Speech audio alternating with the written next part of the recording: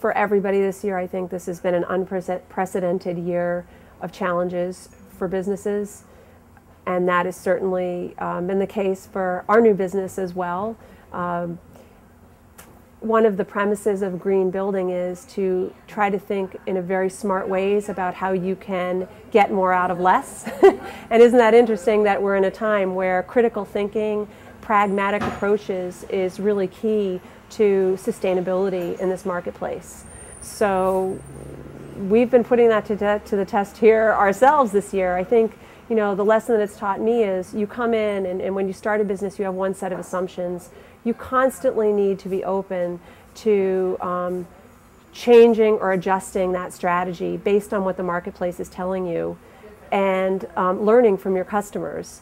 And there's an added component for green now, that there's this educational piece that still isn't completely sort of set. So we've had to deal with that as well. In very pragmatic terms, we haven't hired, or, you know, while we're still growing, we haven't hired as many people or has grown as fast and as quickly as we had anticipated 3 years ago. And we're just trying to ensure that on our end, we really remain true to the core principles of why this business was started. And that was to present quality products to the marketplace, to help translate the end benefits of a lot of these green products to end users, whether they be consumers or developers or community, community builders, and really help put it together for folks.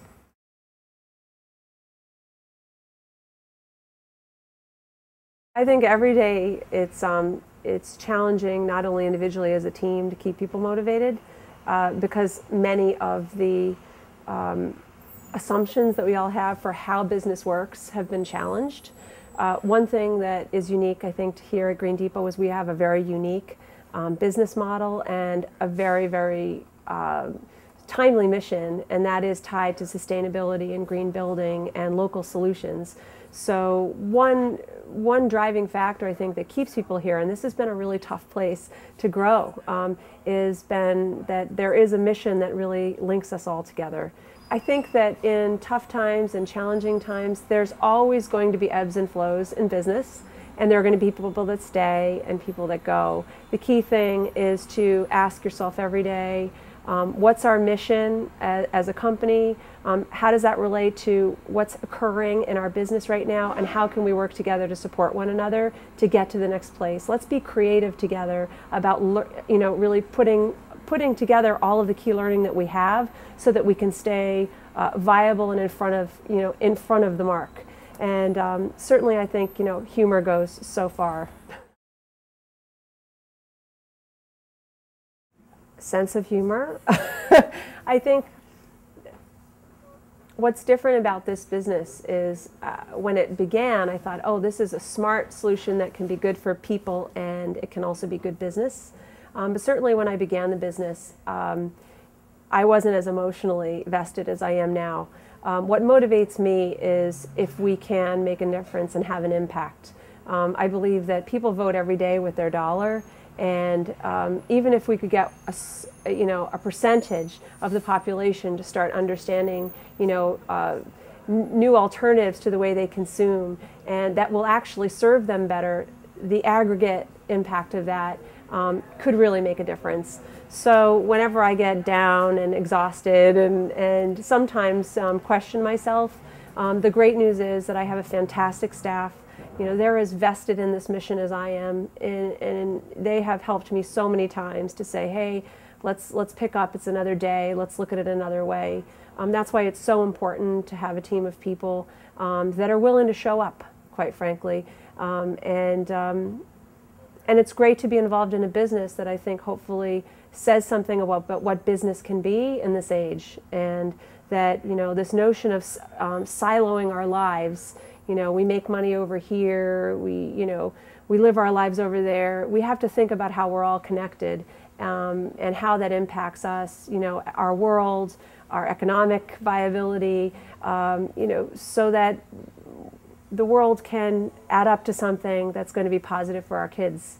I started this because my child, I want my daughter and my son to love New York as much as I do, and to really be able to live here and enjoy all the benefits that I've enjoyed.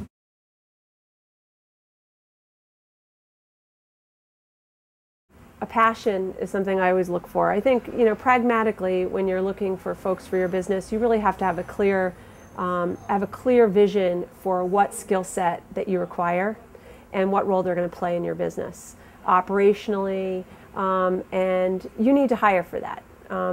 It's interesting, in sort of this green environmental space, the great compliment that we get at Green Depot is there's so many people that say, I'm so inspired by what you're doing and I'd like to come work with you. That's great, but as a business person, you really need to understand what are the core competencies that we require in this business right now, and how can we not only leverage the talent that we have internally, so that we can be smart and push it further with the folks we have, but then also let's look for those skills when we go out in the marketplace. That's and that's really something that's a requirement.